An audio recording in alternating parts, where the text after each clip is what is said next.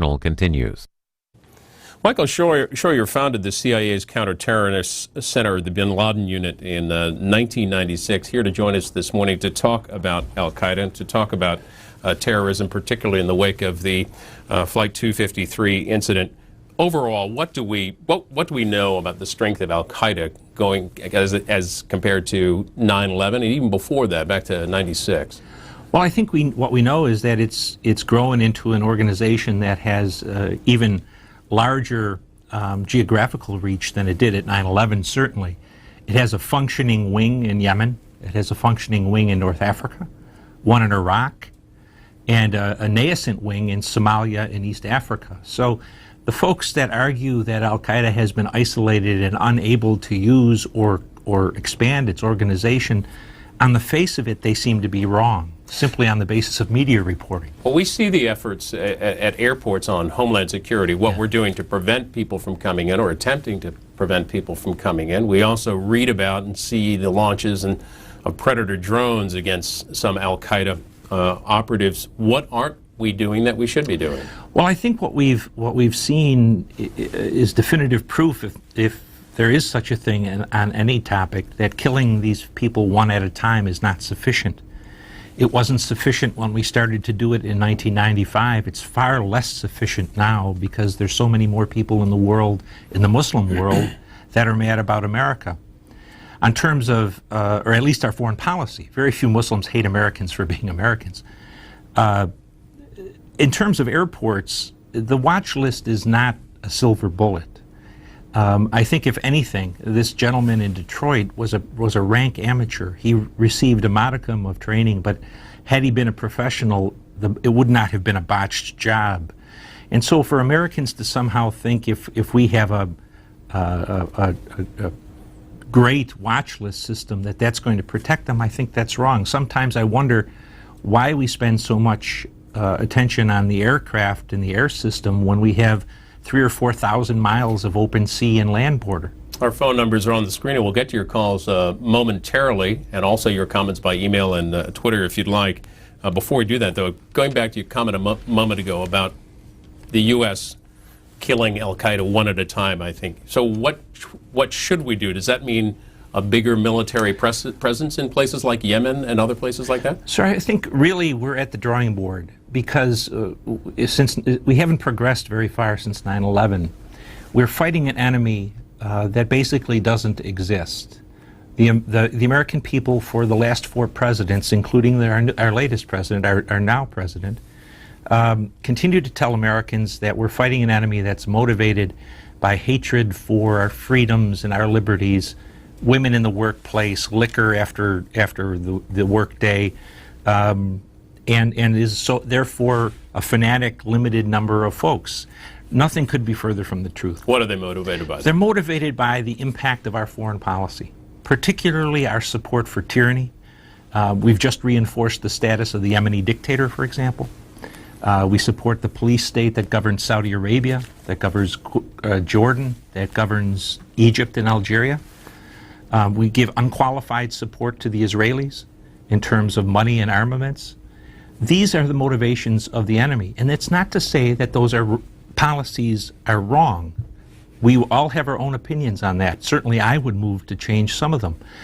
But the idea that you don't recognize what your enemy's motivation is for political reasons, you will never get a grip on the enemy you're fighting and need to defeat. Well, your comments reflected in the headline this morning, the Washington Times, Yemeni leadership feared in al-Qaeda's crosshairs. So it's a bit of a double-edged sword. If we don't support the leadership there, there's a vacuum of leadership, obviously, and things. But if we do support, you're saying that al-Qaeda, that's one of the reasons that al-Qaeda is fighting the U.S. We're fighting a very unusual enemy, sir, in that many times when he does something, it's win-win.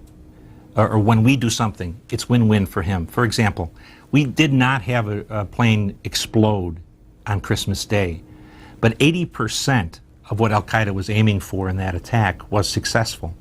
They terrorized the American people. They seized up the air travel system. They caused the United States to spend much more money on screening and personnel. And it again suggested to the American people that their government can't protect them. So these are, unfortunately, choices between bad actions, bad policies. Let's hear from our viewers. New Orleans is first up, and Ernest, good morning on our Independence line. Hi there. Yes, good morning, gentlemen. Sir, I want to find out if you're one of the good CIA guys. You sounded so far in the sense that you said that we're fighting an enemy that doesn't exist. Al-Qaeda means database. It's something that we gave the name to. They didn't give the name to themselves. I don't know how in tune you are with this last attempt of terrorist attack. But could you explain to the people, one, what a false flag operation is? And then I would like to know this. During the reporting of this past terrorist attack, eyewitness accounts have been suppressed. We're talking about the well-dressed gentleman that helped the accused hijacker or bomber to get on the plane past security, bypassing it all with no passport, no ID, no visa. We're talking about the gentleman who was on the flight that filmed the accused the entire flight, an oddity in itself. Ernest, thanks. A couple things to answer there. Michael Scheuer. You know, I don't know how the idea has grown that there is no such thing as Al-Qaeda. It's an organization that was formed in 1988. There clearly is an Al-Qaeda that's growing, expanded. It's a very sophisticated organization, and to say that it doesn't exist is mostly in the realm of the social scientists who want to define the problem away rather than confront it. You wrote last week at antiwar.com a column that about President Obama. His prescription for defeating al-Qaeda and like-minded groups maintains a continuity with the failed and stubbornly ignorant approach Washington has adhered to since bin Laden declared war on the U.S. in August 1996. What is that failed approach? That failed approach is maintaining that these are only an isolated small number of people that don't have much support in the Muslim world, al-Qaeda, that they're not part of Islam, they're really hijacked Islam. And neither of those things are true. Al-Qaeda is not a mainstream Islamic group, but its beliefs are within the purview of Islam. And polls show that 80% of the world's Muslims agree with Osama bin Laden in his view that American foreign policy is an attack on their faith. Nowhere near that number will pick up guns, but even a small portion of 80% of 1.5 billion Muslims is a lot of people for the Americans to be fighting. With polls like that, how can this administration or any administration have effective partners in places like Saudi Arabia? Well, they can't, sir. We want to believe that we have effective partners, but the reality is that those governments need to pay fealty to some extent to the Muslims who are fighting the United States, because those same Muslims threaten their stability. Here's a McLean, Virginia caller on our Republican line. Good morning. Go ahead. Yes, Mr. Scheuer. First of all, I've attended your lecture down at Fort Bragg and your testimony before the House Arms Select Committee on Intelligence. And I agree with everything that you have said at both of those forums. But my question for you is when is the intelligence community going to start coordinating with each other? I myself was a former counterterrorism intelligence officer up until about 6 weeks ago. I was arrested on September the 14th of 2009 because I was provided a username and a password to an individual that's not widely known here in the States but is within the intelligence community. And I guess to make it quite simple, is I treaded on the judicial branch's monitoring of this individual. So when is the CIA and the NSA and the DIA, among others, going to coordinate with the judicial branch, i.e. FBI? And you know, I don't know what the answer is to that. I know that, unfortunately, the intelligence reform bill that was pushed through the Congress, apparently with very few congressmen reading it, expanded the intelligence community from 16 to 18 units, and as a result has created a greater bureaucracy. We still have computer systems that aren't shared across the community. I've been told that people at NCTC have sometimes 3 or 4 different CPUs under their desk in order to have contact with different agencies. I personally think that nothing short of another attack on the United States will really move us off of dead center. The bureaucratic lethargy is extraordinary in this government, and certainly the leadership under the past several presidents has not been inspiring. Memphis is next. Good morning to Vivian on our Democrats line. Hi there. Good morning. I would like to know, how can we as Americans stop someone who's willing to put a device on themselves and blow themselves up and others? I would like to know, how can we stop it? Thank you very much. I don't think there's really a way to stop it with any kind of 100% assuredness. One way to stop it is to decrease the motivation of those people to attack us.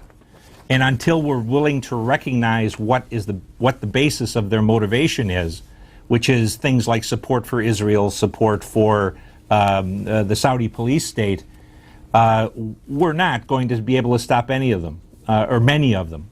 And the number of people willing to carry those devices and kill people will increase over time. So ultimately, we have to find a way to dissuade them from focusing their anger on us and persuade them to focus their anger at what they themselves believe is the real enemy, the governments that govern them, oppress them, and Israel. I want to ask you about the release of former Guantanamo detainees. The Washington Post last week wrote about the release of a couple who were trained to fight with al-Qaeda in Afghanistan, were sent to a Saudi rehabilitation program that used dialogue and art therapy to reform the militants. In February, the Saudi government released a list of 85 most wanted Saudi terrorists. At least 11 were graduates of that program. And then yesterday, John Brennan, the President's counterterrorism director, a story here reported in the Raw story, Obama moves ahead with repatriation of Yemeni Gitmo prisoners. He made comments yesterday that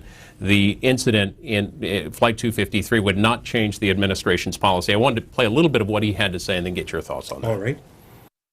Well, first of all, we have to put this in context. During the last administration, 532 detainees were transferred from Guantanamo. During this administration, we have transferred 42. 7 of those have gone back to Yemen. First one went about 6 or 8 weeks ago, and 6 went in December. We've had close dialogue with the Yemeni government about the expectations that we have as far as what they're supposed to do when these detainees go back. Several of those detainees were put into Yemeni custody right away. We're continuing to talk with them. What we're trying to do is to do this in a very measured fashion. Guantanamo facility must be closed. It has served as a propaganda tool for al-Qaeda. We're determined to close it. We're not going to, though, do anything that is going to put American security at risk. So, working closely with the Yemeni government, right now we are looking at the other detainees in Guantanamo from Yemen, and we are going to take the right steps, but we're not going to do anything that put Americans at risk. Has the release of those prisoners been a success? Certainly it has not. That Mr. Brennan raised, that Guantanamo has been a propaganda victory for al-Qaeda, is nonsense. How can you compare Guantanamo to prisons that are run by Hosni Mubarak or the Algerian generals?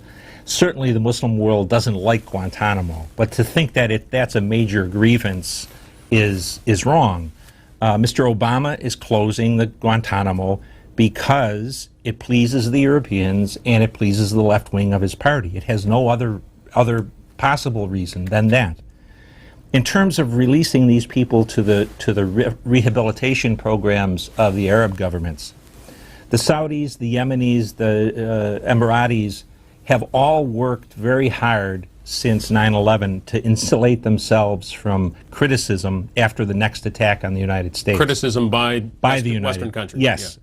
When the next attack occurs and more of these Arab Peninsula folks are the attackers, the Yemeni government, the Saudi government, the Emiratis want to be able to say, we did our best. And they know that Americans love to believe that everyone can be rehabilitated and dissuaded from their former practice. What's probably going on in both Yemen and Saudi Arabia, they have a few successes, but most of these people go through the system and then they're allowed to be free as long as they go somewhere else to fight, whether it's Afghanistan or Iraq. This is not a this is a palliative for us, not a real success.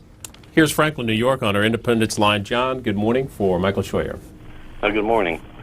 I, for one, am sick and tired of all these Jews coming on C-SPAN and other stations and pushing us to go to war against our Muslim friends. They're willing to spend the last drop of American blood and treasure to get their way in the world. They have way too much power in this country. People like Wolfowitz and Fife and the other neocons that Jewed us into Iraq, and now we're going to spend the next 60 years rehabilitating our soldiers. I'm sick and tired of it. John in Franklin, New York. Any comments? Yeah, I think that, of course, American foreign policy is eventually up to the American people.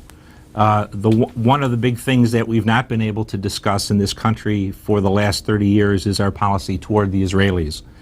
Whether we want to be involved in fighting Israel's wars in the future is something that Americans should be able to talk about. They may vote yes. They may want to see their kids killed in Iraq or Yemen or somewhere else to protect Israel.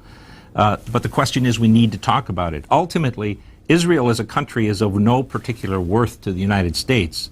It doesn't. You mean strategically? We have they have no resources we need. Their manpower is minimal. Their association with us is a negative for the United States. Now that's a fact. What you want to do about that fact is entirely different. But for anyone to stand up in the United States and say that our support for Israel doesn't hurt us in the Muslim world, or our support for Hosni Mubarak's dictatorship doesn't hurt us, is to just defy reality. Let's hear from Mount Vernon, New York. Richard on our Republican line. Good morning. Yes, sir. I would like to really hear an answer for the first caller that was asking about the well-dressed man, and like to see the video, or somebody see the video of the counter when that well-dressed man brought the suspect up to the counter with no passport. That was Mr. Haskell. I heard his Alex Jones's InfoWars, and he's very, very credible. Him and his wife are lawyers. Richard, you're breaking up a little bit, and we talked about that. Do you have any further thoughts? Or? Yeah, I didn't know about the man videotaping the potential bomber on the airplane. But the man came from a very rich family. It could have been a Nigerian diplomat who was assisting him at the airport in Schiphol in Holland. I don't have the answer to that at the moment. I guess we'll have to depend on the government to tell us. John Brennan was asked about the apparent administration plans to try this Abdu Mutallab in U.S. courts as opposed to a military tribunal. I wanted to show you what he had to say and then get your thoughts on that. All right. We have an array of tools that we will use, and we want to make sure we maintain flexibility as far as how we deal with these individuals. Now let's get the facts on the table. He was arrested on U.S. soil, on a plane in Detroit Airport. He was, in fact, talking to people who were detaining him. There were people who were arrested during the previous administration. Richard Reed, the shoe bomber, Zacharias Moussaoui, Padilla, Ayman Faris, others, all were charged and tried in criminal court and sentenced, some cases to life imprisonment. Just because somebody is going to be put into the criminal legal process does not mean that we don't have other opportunities to get information from them. But wait, let me ask you specifically. After Abdul Mutallab got lawyered up, did he stop cooperating with authorities? Did he stop talking? I'm not going to address exactly what he did before or after he was talked with his lawyer. We got information. We continue to have opportunities to do that. As you talk with the lawyers and you talk with the individuals, as they recognize what they're facing as far as the charges, conviction, and possible sentence, there are opportunities to continue to talk about it. FBI has some of the best interrogators and debriefers in the world. And so I'm confident that we're going to continue to be able to work this system and see whether or not... But once he gets his Miranda rights, he doesn't have to speak at all. He doesn't have to, but he knows that there are certain things that are on the table, and if he wants to, in fact, engage with us in a productive manner, there are ways that he can do that. But why not treat him? You certainly have the right, still have the right to treat him as an enemy combatant. Why not do that? If he has more actionable intelligence about future attacks, and you say there's a real possibility of that, doesn't the president have a responsibility to do everything legal he can to get that information? And the president has that responsibility, and the Department of Justice makes these determinations about what's the best tool to use. And in this instance, we felt as though it was the best way to address Mr. Abdul-Muttala's case. We'll continue to look at each of these cases individually and proceed accordingly. Your thoughts on how the administration is approaching this? I think that the courts are a useful peripheral tool on this war against terrorism. But the point is here that Mr. Muttala was a warrior, if you will. He should be in a prisoner of war situation, an enemy combatant situation. He should not be in the courts. First of all, he can never be found innocent. The problem with using the American courts is people will expect these people to be found innocent. Muslims in the Muslim world will expect that if the system is fair, they'll be found innocent. He's never going to be found innocent. So it's just going to make our judicial system look more fixed, if you will, to our opponents. The real answer to this is continuing either prisoner of war treatment or enemy combatant treatment. What's your sense from having been with the CIA of how much information can be learned from this man? It varies from individual to individual. It varies on interrogation processes. But I have to yield to General Hayden, who said that at one point 2 years ago they had produced 9,000 different intelligence reports from these individuals.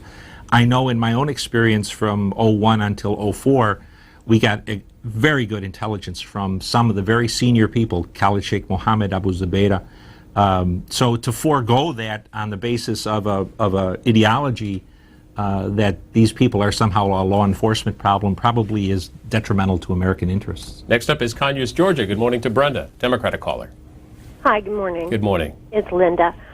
I have a couple of things I'd like to say if I can have the time.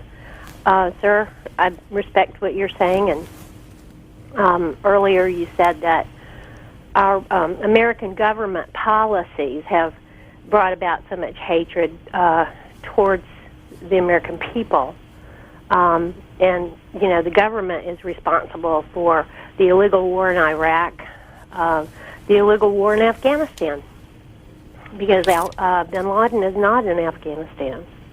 And, you know, many of the people who were imprisoned at Guantanamo without any kind of due process were innocent. And, I mean, how would you feel if you were imprisoned with no charges, no proof of guilt for 6 or 7 years taken from your family and everything?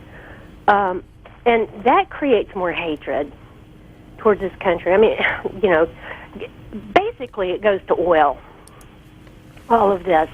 The oil interests that, and, you know, correct me if I'm wrong about this, but the way I see it is that when they started bringing oil over in the, late 1800s, early 1900s, and we started mucking around in the business of these countries. And no wonder so many of the people there hate us. I think it's misdirected, you know, towards innocent Americans, but, you know, that's the, what did we do to the Native Americans when we founded this country? This country was founded on slavery and genocide. Brenda, thanks for the input this morning. You know, I think the answer to this is to treat these people as prisoners of war. This is not a war that people have uniforms on, but clearly these are not people who deserve to be put into the legal system and have, you know, that kind of rights as an American. It's detrimental to our interests. On the second point, I agree with the caller that ultimately oil is one key to getting us out of where we are in the Middle East. If we had done something 40 years ago when the oil embargo first was imposed, we would not at this date need to support the tyrannies that govern the Arab world, or at least the Arab Peninsula. If we weren't supporting the Al Sauds and their police state, we would have much less animosity from the Arab man in the street than we do today. You mentioned earlier in our conversation that you thought there was no strategic value for the U.S. support of Israel. Yes. But could you say the same? Could you say the same thing about countries in Europe? Europe as a whole, in the EU and bigger countries in Europe, are obviously allies of the United States. But the fact that they are democracies, or at least fledgling democracies in some cases, is that not of strategic value to some degree for the United States in the Middle East? I think that's certainly the common belief. I think it's a common fallacy. What does it matter to us whether any other country is a democracy or not? In the long run, as long as we perfect our democracy to the best of our ability, who cares? And I think the question is correct, though.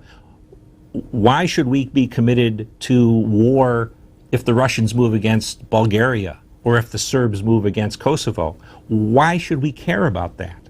I think that's a very good question. Israel is not the only country that we're committed to with blood and treasure in a way that's really not in America's interests. Staying in the neighborhood a bit, an email viewer writes us on Twitter.com. Harvey writes that Saudi intel throws a few bones, like the underwear bomber, while buying intel off to keep their corrupt operations in business. Was there a Saudi hand in any of this, do you think? I have no idea, sir, but I know the Saudis are probably in the world today the most dangerous government to the United States. Why? Because they first of all, they control, next to the Israeli lobby, the Saudi lobby is the most powerful lobby in Washington. They control the swing production of oil, and next to China, they probably own the most of our debt. And so the idea that somehow we're the boss in that relationship is incorrect. When I was running operations against Osama bin Laden, for example, they continually refused to help us. And they don't mind terrorism as long as it doesn't happen in the kingdom. And the final point I would make is they pay for an enormous amount of proselytizing in the United States in Muslim mosques. They train the preachers, they send preachers from Saudi Arabia, and those people preach a brand of Islam that is far more anti-Western, anti-Christian, anti-Jewish than anything Osama bin Laden stands for. Berkeley Springs, West Virginia, next up, and this is Carl on our Democrats line. Go ahead. Republican line, I'm sorry. Go ahead, Carl. Yeah, I'm a Republican. You know, I think if Barack Obama would give this man a call, he could gain a lot of good information about how these terrorists really work. You know, I agree with just about everything I've heard this man say, and I've seen him on a lot of programs. And what I would really like to know is his opinion on Nancy Pelosi saying, you folks come over to the Congress and lie to them, and the Barack Obama administration prosecuting some of the CIA agents. What does that do for morale? If you were still working for the CIA, would you not hire the best lawyer you could find to protect yourself against these Democrats? Thank you.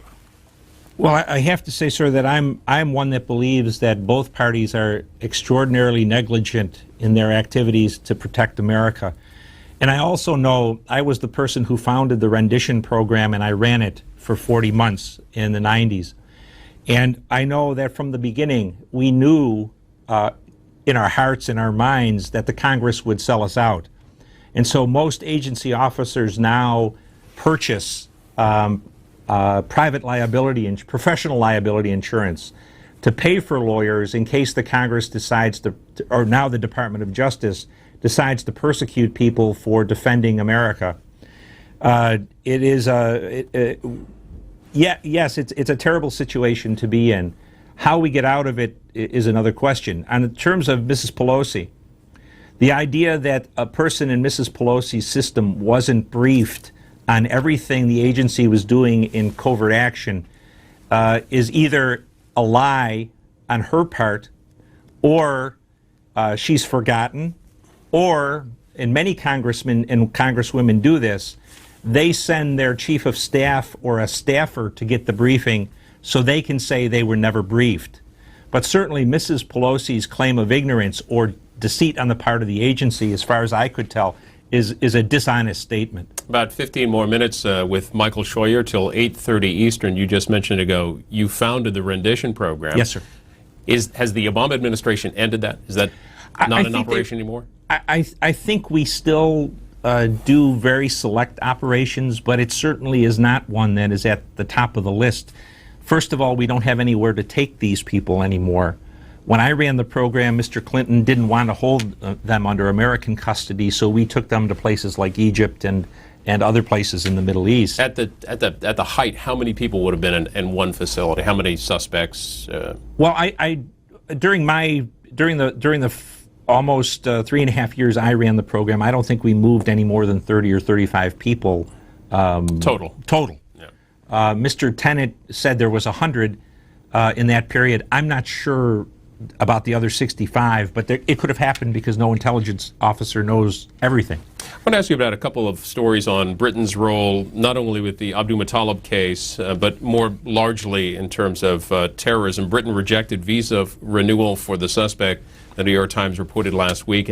They also did a story last week about the time this young man spent in Britain and the sort of development of terrorism and terrorist potential in Britain. Why was, for example, this visa information? Why are the British? Didn't we get that information from the British? Why are we not seeing more from the British along these lines? Our relationship with the British generally is excellent. This, as I understood, the visa problem was not a problem of the gentleman being suspected of being a terrorist, but he lied on the visa application that he attended a school in Britain that doesn't exist. Okay.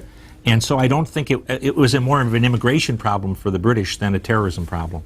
Norfolk, Virginia's next up on our Independence line. Tim, welcome. Yeah. Go ahead. Mr. Sawyer, I met you in Los Angeles, and you were so brave being on the Bill Maher show talking about how we're fighting these wars for Israel and losing lives for Israel. And I told you about the neocon Zionist threat.com site and America-hijacked as well. You're absolutely spot on, sir. When are we going to shred the Israeli yoke and get on with defending America like George Washington wanted us to, and his passionate attachment you can find at standforjustice.com. Thank you, sir. Well, I think Israel is certainly part of the problem. It's not the entire problem. To me, one of the great problems in America today is that people are almost embarrassed to stand up and say, well, yes, civilians are going to get killed in this war, but we have to do these things to protect Americans. The President of the United States is really not the President of the world when it comes to national defense. He absolutely must put the protection of Americans first. That's why I'm always, you go back to this airline concern, and it is a concern. It's a genuine threat to the United States. It's a system that must work to the best of its ability. But the idea that we're putting all our eggs in the basket of airliners, when someone can drive across the border from Mexico in a pickup truck and never be seen, or can take a boat across the Niagara River from Canada into Buffalo without ever being checked, we're really paying attention to a very small part of North American security and letting the rest go to hell. Here's Springfield, Missouri. Missouri, good morning to Caleb on our Republican line. Hi there. Yes, sir. How are you doing today? Just great. Go ahead. I just wanted to basically say that what prompted me to call in was John from New York's comments about Israel and how the Muslim nations are supposedly our friends. And to me, that's a very asinine and very narrow point of view, because it wasn't us and strictly our policies towards Israel that prompted 9/11. It was a very, I guess to say a policy. It's basically the culture of our nation that prompted 9/11. It was the fact that we endorsed and we have freedom of speech, freedom of religion, and things like that prompted a radical faction of a certain religion to attack us that didn't believe in those same principles. How much of a part did that play? It played no part at all. That's what our politicians want you to believe, that we're being attacked because we have women in the workplace and primary elections every 4 years for the presidency. If we were being attacked by people with those grievances, they wouldn't even rise to the level of a lethal nuisance. The politicians don't want to talk about the impact of our support for Israel. They don't want to talk about their abject failure in doing anything about energy self-sufficiency over the past 40 years. They don't want to tell us that our sons and daughters are dying in order to support tyrannies in places like Egypt, Jordan, Saudi Arabia, and Algeria. Until we start to talk about those things, we are fighting an enemy, as I said, that doesn't exist. This is a very precise enemy. There is no evidence, at least in the corpus of materials from Osama bin Laden and Ayman Zawahiri, that they're extremely angry and ready to blow themselves up because we have McDonald's and Budweiser. That's a nonsense argument, but it's the basic argument given to us by our last 4 presidents. Back to the capability of al-Qaeda, the Wall Street Journal last week did a look at terrorist activities in Yemen going back to the bombing of the USS Cole in October of 2000. Is al-Qaeda still able militarily to launch attacks like that, like 9/11? I think they probably are capable of doing it, but they don't want to do anything of a lesser level than 9/11. They have promised and have lived up to their word a more expansive attack each time they hit the United States. And I think they're perfectly capable of it. The advantage for them at the moment, though, is they have 2 American armies on the ground that they can hit with great regularity with their allies in Iraq and Afghanistan. And why bother attacking America when we can bleed Americans overseas and cause President Obama to send 30,000 more troops, which is an enormously expensive endeavor. La Plata, Maryland. Good morning, Nikki, Democratic caller. Yes, good morning, and I thank you for what you said about Israel. And that would be the question, my question. Why is it that the United States does not want to talk about Israel, or the people or our politicians do not want to talk about Israel in the forefront? And my comments are this.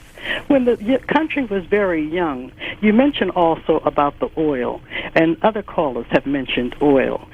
Our country almost was built on oil and gold in the Appalachians and other areas of this country. Whatever happened to that oil, and why is it that it cannot be resurrected now?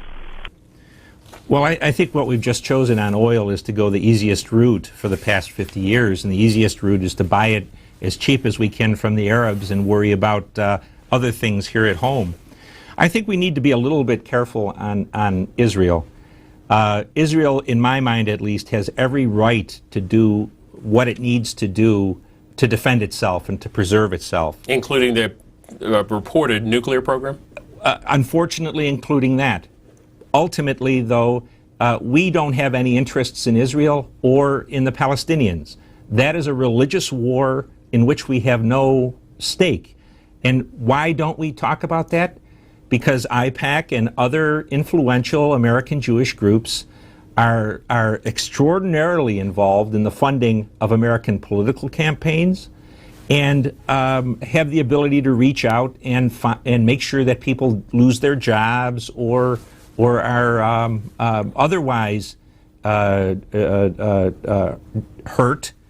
if they dare to criticize Israel. I lost a job last year simply because I said that I suspected Mr. Obama would maintain traditional U.S. policy toward Israel, and that cost me a job that was both a position and a salary. Where was that job? At the Jamestown Foundation. I was a writer there. I published an article every 2 weeks, and I said just kind of flippantly at one of their conferences that I thought Obama doing what I called the Tel Aviv two-step during the presidential election campaign to get closer to the Israeli lobby meant that he wouldn't change policy toward Israel, and that was enough to have the donors to that foundation indicate that I should be terminated. Have you been able to find work in the foundation/think tank world since then? No, but I haven't actively looked either. I have enough other jobs, but it was, you always talk about the Israel lobby and its power and to see it up close and personal, aimed right at me, was very educational. In fact, it was worth the experience of losing the job. You were quoted in the Times of London Times Online about this, the bomber that killed the 8 CIA employees last week. Wednesday's bomb wiped away decades of experience, they write. 8 years into the war, the agency is still desperately short of personnel who speak the language or are knowledgeable about the region. You were quoted, "It's a devastating blow. We lost an agent with 14 years of experience in Afghanistan." In practical terms, what does this mean there in Afghanistan, aside from the loss of life and the families, what does it mean for the U.S. experience there? It means that, well, that particular base in Afghanistan was essential in providing information that facilitated military operations. Part of the ability to collect that information depended on the experience of the people who were working at that base, and so the measurable impact of it, besides the tragedy of losing 8 lives, is probably a less able U.S. military capability in that region for the time being, because we have not grown a crop of experts on the Islamic militancy as we did, for example, during the Cold War against the Soviet Union. We just don't have that kind of bench strength. Here's Stuart, Florida. Dante, good morning, on our Independence line. Hi. Good morning. Michael, let me ask you a question. I want you to two-step this. Let's talk about something you don't want to talk about. Let's talk about when they were plotting 9/11, how they were here 5 years plotting 9/11 before Bush got in, and you were working with the CIA and you failed to detect anything. Can we elaborate a little bit more about protecting Mrs. Clinton's run for presidency, not wanting to go to war, and talking to her husband and trying to downplay the war until they got out of there and laid it on Bush? Thank you. Well, the CIA, of course, doesn't operate inside the United States, sir, and the officers that worked for me provided Mr. Clinton with 10 opportunities to eliminate Osama bin Laden, either 8 times using U.S. military power, twice to capture him and take him to a third country, which would have put an end to him. Again, the agency's not a domestic service. And I have to say that we were just talking about those 8 officers who died in Host. At least 2 of them, as far as I've been told, were people who gave Mr. Clinton those opportunities in 1998 and 1999. And Mr. Brennan was essential in arguing against giving those operations a chance to protect America. He instead wanted to trust the Saudis to do our dirty work for us. So, I'm just a bureaucrat. That's all I ever was. But in terms of the people who risked their lives to protect America, Mr. Clinton had multiple opportunities. Osama bin Laden should be an annoying memory today and not the cause of the grief we've had since 1996. Do you think he's still alive, and if he is, where? Yeah, I think he's still alive, sir. In their culture, if he was dead, they would be both grieving and celebrating because he embraced martyrdom. I think it would be almost as hard to keep his death a secret as the death of any American president. The other thing is we have a great deal of evidence, hard evidence. Al-Qaeda has never tried to hide the death of one of its senior leaders. Even in the midst of war, it announces their deaths. It announces the person who takes their place, and at times they rub our nose in it by publishing a curriculum vitae of the person who is the successor. My own guess, and it's only that, sir, is that he's in the northern half of the Afghan-Pak border, up around in a place called Konar on the Afghan side, or Bajor Agency on the Pakistani side. It's a very Salafi area, an area where the Saudis have proselytized a lot, so it is very congenial religiously, and it's an extraordinarily remote and difficult area. Got one more call for you. This is Jack in San Antonio, Texas. Good morning, Jack. Go ahead. Good morning, sir. I'd like to ask you maybe a couple of questions. You said it's really of no strategic value whether or not Israel, or countries in Europe for that matter, are democracies. So would you disagree with Truman's decision to support Israel at the very beginning to allow it to exist? Or would you care whether Europe was ruled by the Nazis or not? And also, you say that the average resident over there could care less whether there is a Starbucks or a McDonald's in Saudi Arabia, but also would he care whether Israel exists or not? it seems to me that they more fear the Western influence on their women, their ability to control women. Thanks, Jack. We'll get an answer. In terms of Europe, at the time NATO was formed, and Truman and George Marshall, we had to do that because not because they were democracies, but because we needed to defend ourselves and them against the Soviet Union. That age is gone, and to continue expanding the NATO alliance to create more IOUs for war for the United States is a mistake. And would I have opposed Truman's decision to recognize Israel? I certainly would have, because it's obvious where it was going to lead. That said, what I would say is that no country has a right to exist. The United States doesn't have a right to exist. Britain doesn't have a right to exist. Bolivia doesn't have a right to exist. Countries exist if they can get along with their neighbors, if they have a thriving economy and a social system that is equitable. If countries deserve to exist, we would be resurrecting the Soviet Union, the Latin Kingdom of Jerusalem, and every other country that has gone down the tubes. Every country has a right to defend itself, including Israel, but no country has the right to exist. Michael Scheuer, folks want to read your bloggings or postings, editorial comments, where can they go? I write mostly at antiwar.com right now. We're just about to start a website called nonintervention.com, which will be available in the next month or so. Well, we appreciate you joining us this morning. Thank you, sir. We'll spend the next hour talking about Vice President Biden. James Trawl, who writes for the New York Times Magazine, did a feature piece on the Vice President about a month ago. We'll spend an hour with him and take your calls, too. But first, though, a news update from C-SPAN Radio. It's 8:32 a.m. Eastern Time. President Obama and the First Family are en route from Hawaii to Washington this hour. Tomorrow, the president meets with his national security team on Homeland Security, this following the attempted attack on an airliner on Christmas Day. Meanwhile, Republican Senator Jim DeMint, who is blocking confirmation of the president's choice to head the Transportation Security Administration, says Democrats are trying to install Errol Southers without debate.